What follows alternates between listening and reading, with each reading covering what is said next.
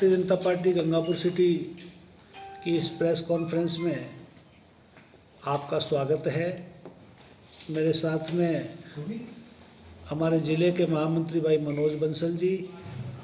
नगर परिषद में उपसभापति सम्मान्य वीरेंद्र जी पुजारी जी, हमारे मंडल अध्यक्ष भाई गिरधारी सोनी जी, मंडल के महामंत्री मिथिलेश व्यास जी। आज कांग्रेस सरकार ने कल 3 साल पूरे किए हैं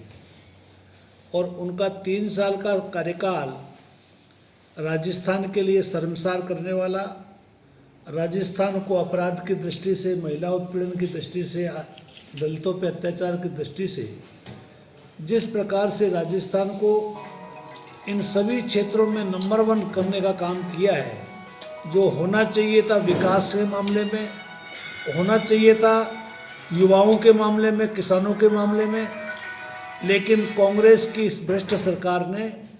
कांग्रेस पार्टी की इस गलत नीतियों के कारण आज राजस्थान को शर्मसार होना पड़ा है। भारतीय जनता पार्टी कांग्रेस के 3 साल को पूर्णतः असफल करार देती है। भारतीय जनता पार्टी का ये भी मानना है कि जिस प्रकार से झूठ के बल पर, झूठ की बुनियाद पर ये सरकार बनी, उसमें किसानों को धोखा दिया, उनसे कहा कि आपका संपूर्ण कर्ज माफ़ कर देंगे, युवाओं को धोखा दिया कि आपको वजीफ़ा देंगे, बिजली के बिल कहा कि हम बिजली के दाम नहीं बढ़ाएंगे, उनको सबसे ज़्यादा बढ़ाने का काम किया। कुल मिलाकर के देश में, राजस्थान में सबसे ज़्यादा महंगाई बढ़ाने का काम कांग्रेस सरकार की नीतियों के कारण हुआ। डीजल पेट्रोल पर वेट को कम नहीं करना, टोल टैक्स को पुनः चालू करना, बिजली के दाम बढ़ाना, किसान को जो भारतीय जनता पार्टी की माननीय वसुंधरा जी की सरकार में 10,000 रुपये सालाना जो कृषि पर छूट थी, उस छूट को बंद करना और भामाशाह योजना के माध्यम से जो इलाज हो रहे थे उनको बंद करना। इस प्रकार से इस सरकार के समय के अंदर पूरा संपूर्ण राजस्थान के अंदर जिस प्रकार से महंगाई बढ़ी है, आज किसान और युवा त्रस्त है। युवाओं की परीक्षाओं के मामले में एक तरीके से अविश्वसनीयता हो गई कि पूरी परीक्षाओं के पेपर आउट हो और हमारे जो छात्र हैं उनके अभिभावकों का ये विश्वास उठ गया कि सरकार में कोई प्रश्नावली कराने वाला, कोई परीक्षा कराने वाली कोई एजेंसी ऐसी नहीं है जिसके माध्यम से ईमानदारी से कोई नौकरी लग सके। ऐसा राजस्थान का जो वातावरण किया है, पूरी तरीके से 70 साल के इतिहास में पहली बार ऐसा लग रहा है कि राजस्थान में सरकार नाम की कोई चीज़ ही नहीं है। और अंतरकलह में डूबी इस सरकार में जिस प्रकार से कोरोना काल के अंदर कुप्रबंधन हुआ, कोरोना काल के अंदर जनता को अपने हालात पर छोड़ दिया गया और मुख्यमंत्री जी होटल में बैठ कर के एमएलएज के साथ में जिस प्रकार से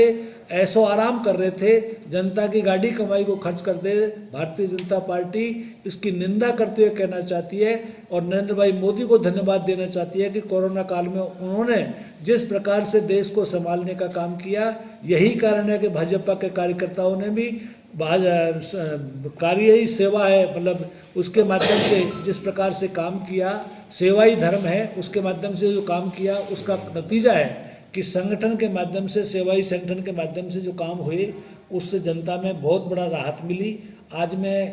राजस्थान के साथ साथ में सवाई माधोपुर जिले में जिस प्रकार का भ्रष्टाचार व्याप्त है और विशेष करके गंगापुर के अंदर जिस प्रकार से यहाँ हमने जो विकास के काम शुरू किए थे वो सारे के सारे काम बंद कर दिए हैं। आज जिस प्रकार से हमने जिन योजनाओं को लाए थे उनमें से लगभग 150 करोड़ रुपए की सड़कें जो गंगापुर में वित्तीय स्वीकृति जिसमें गौरव पथ भी थे, वो पैसा यहाँ पे नहीं लगा।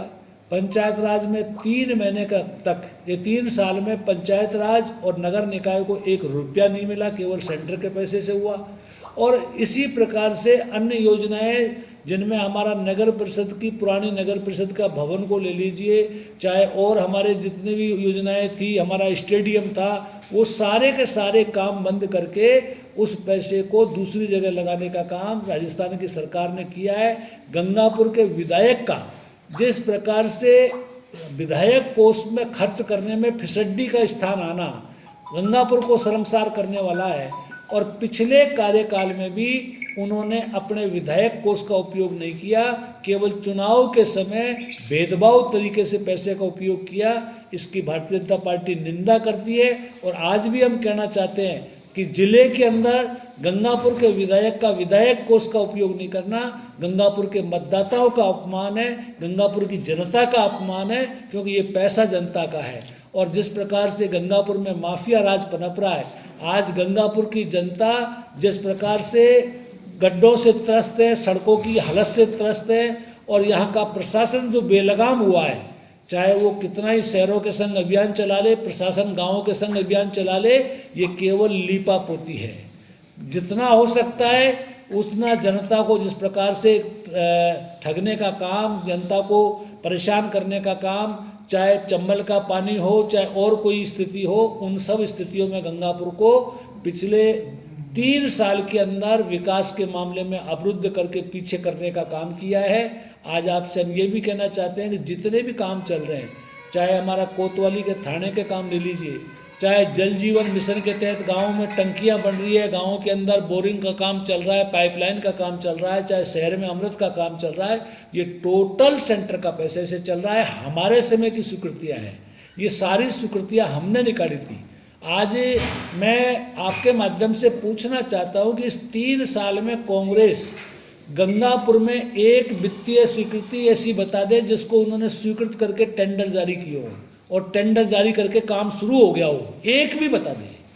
टोटल हमारे समय के हैं, क्योंकि आप सब जानते हैं कि वित्तीय स्वीकृति के बाद में उसकी निविदा निकलती है, निविदा के बाद टेंडर होते हैं, टेंडर के बाद काम होते हैं, ऐसा एक काम नहीं है। इस प्रकार की फेलियर गवर्नमेंट को भारतीय जनता पार्टी के हम सभी कार्यकर्ता और जनता के माध्यम से, आपके माध्यम से कहना चाहते हैं कि 3 साल का कार्यकाल फेलियर रहा है। 2023 के अंदर जनता कांग्रेस को राजस्थान से, गंगापुर से उखाड़ फेंकने का काम करेगी। आपके माध्यम से जनता को भी आश्वस्त करना चाहते हैं कि भारतीय जनता पार्टी का कार्यकर्ता अपना विपक्ष का धर्म निभाएगा और पूरी कोशिश करेगा कि कांग्रेस को आईना दिखाएं। बस यही मुझे आपसे कहना है।